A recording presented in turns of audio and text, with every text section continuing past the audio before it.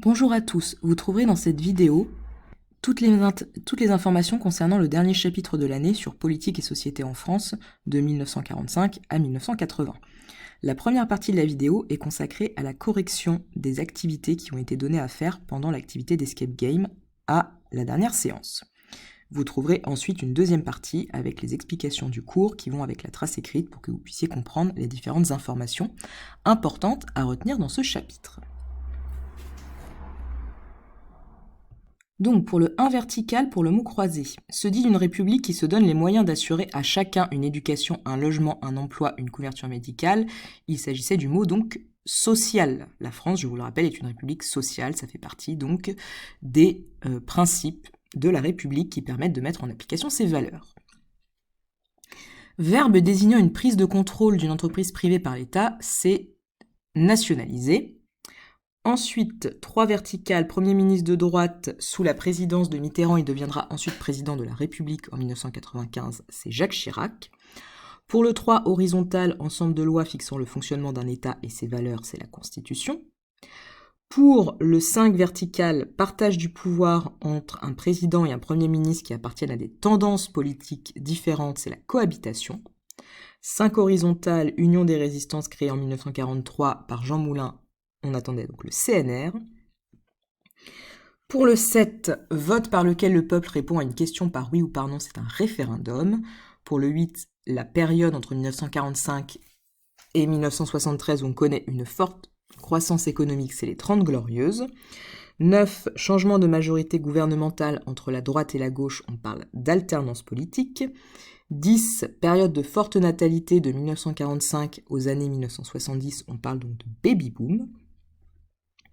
11, avec l'élection de François Mitterrand, donc c'est le mot que vous deviez compléter en 1981, la France connaît pour la première fois une présidence de gauche. Et 12, personnage historique important de la Seconde Guerre mondiale qui devient le premier président de la Ve République, c'est donc le général de Gaulle. Ensuite, pour les frises, premier vote des femmes, 1945, création de la sécurité sociale, 1946, le passage entre donc la 4e et la 5e République, 1958, loi sur l'élection du président au suffrage universel, 1962. Ensuite, le début de la crise économique qui met donc fin aux 30 glorieuses, 1973. Les mouvements donc de contestation, en particulier de la jeunesse, c'est 1968. Et donc la loi Veil, que nous allons revoir juste après, qui autorise à l'interruption volontaire de grossesse, on parle aussi d'avortement, c'est 1975. Justement, donc en parlant de Simone Veil, le 3e exercice, donc les éléments qui étaient à compléter et le personnage qui était à trouver, c'était donc Simone Veil, donc extrait de la loi Veil, et Simone Veil défendant donc le projet de loi sur l'avortement à l'Assemblée. Le document que vous aviez dans le manuel à présenter, donc document 4, page 193, c'était donc un discours de Simone Veil qui à ce moment-là était ministre de la Santé et qui a été réalisé à l'Assemblée nationale le 26 novembre 1974 et qui défend donc la légalisation de l'avortement. La loi qui est évoquée par ce document, c'est donc la loi concernant l'interruption volontaire de grossesse qui sera mise en place en 1975.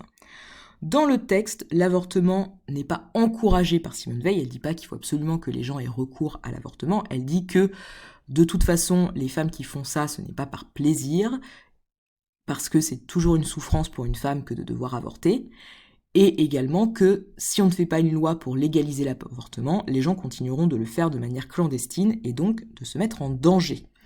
Mais ce qu'elle dit, c'est que c'est une loi qui doit pouvoir permettre le libre arbitre de chacun, et notamment aux femmes de disposer librement de leur corps. C'est donc pour ça qu'on peut dire que c'est une loi féministe. Je vous rappelle que le féminisme, c'est la défense de l'égalité entre les hommes et les femmes et la défense donc de l'amélioration des conditions féminines.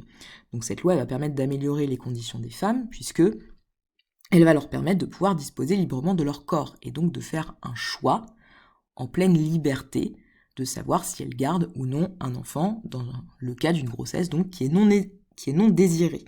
Ça va participer notamment à l'émancipation des femmes dans la société, tout comme d'autres lois qu'on va revoir juste après dans la partie cours. Donc pour cette partie cours qui va en appui de la trace écrite qui vous a été distribuée, avec donc quelques explications pour bien pouvoir comprendre, je m'appuierai notamment sur des petites vidéos réalisées par le livrescolaire.fr, dont je vais vous mettre des extraits que je commenterai par moment, et également on s'appuiera pour comprendre la différence politique entre la droite et la gauche en France sur la petite vidéo « Un jour, une question ».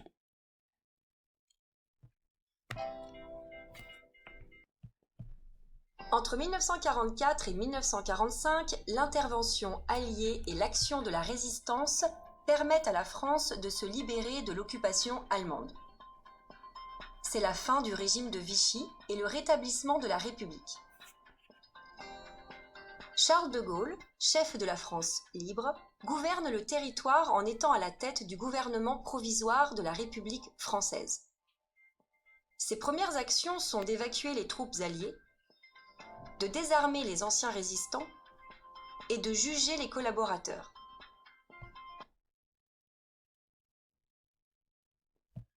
Le GPRF met en œuvre le programme social rédigé en mars 1944 par le Conseil national de la résistance. Donc le Conseil national de la résistance, je vous rappelle que c'est le général de Gaulle qui avait demandé donc à Jean Moulin de former ce conseil, notamment pour coordonner l'action des résistants. Mais ça servait aussi, ce CNR, justement, à préparer la libération et surtout à préparer la refondation de la République. Et donc ils avaient mis en place tout un programme dans lequel ils faisaient des recommandations.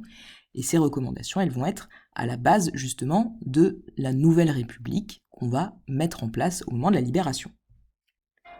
3 grandes réformes sont adoptées par le GPRF. Le droit de vote est accordé aux femmes en 1944. Dès 1945, pour faciliter et accélérer la reconstruction ainsi que la réorganisation du territoire, l'État met en place la nationalisation. En 1945, pour protéger les malades, les personnes âgées et aider les familles, la sécurité sociale est créée. Le GPRF. Donc le droit de vote des femmes, il aurait accordé en 1944, mais elles ne voteront pour la première fois qu'en 1945. Donc nationaliser, si vous avez bien compris, c'est en fait faire en sorte que des secteurs clés de l'activité économique qui vont notamment aider à la reconstruction, comme les transports, l'énergie, etc., soient en fait gérés par l'État. Et c'est à ce moment-là que des entreprises comme SNCF, EDF, GDF, donc EDF Électricité de France, sont créées et mises à disposition de l'État. Et comme la France est une république sociale aujourd'hui, en fait, ça trouve son fondement, justement, dans cette refondation de la République après la Seconde Guerre mondiale. Notamment, je vous rappelle, le fait que la France est une république sociale, c'est assurer la fraternité et l'égalité et faire en sorte qu'on donne à tout le monde les mêmes chances de réussir et qu'on assure les besoins essentiels de la population et qu'on compense les inégalités. Par exemple, faire en sorte que l'accès aux soins soit possible et gratuit pour tous, si on n'a pas les moyens de payer ces soins. Bref, fonde ainsi une démocratie sociale. En 1945, les élections législatives sont remportées par 3 partis, le PCF, la SFIO et le MRP. L'Assemblée doit rédiger une constitution. Mais le projet donne une trop grande place au Parlement, selon De Gaulle, qui démissionne. La Constitution est finalement adoptée en octobre 1946 par référendum. C'est le début de la 4e République. Donc ce système de la 4e République, c'est un système dans lequel on a un pouvoir en fait du président qui est extrêmement faible. Le président en fait il a qu'un rôle de représentation, il a quasiment aucun pouvoir, mais par contre il a un pouvoir, le pouvoir donc de ceux qui siègent dans les différentes assemblées législatives qui font les lois est extrêmement fort, et notamment ça c'était quelque chose qui ne plaisait pas au général de Gaulle, et ce qui explique pourquoi il se retire de la vie politique.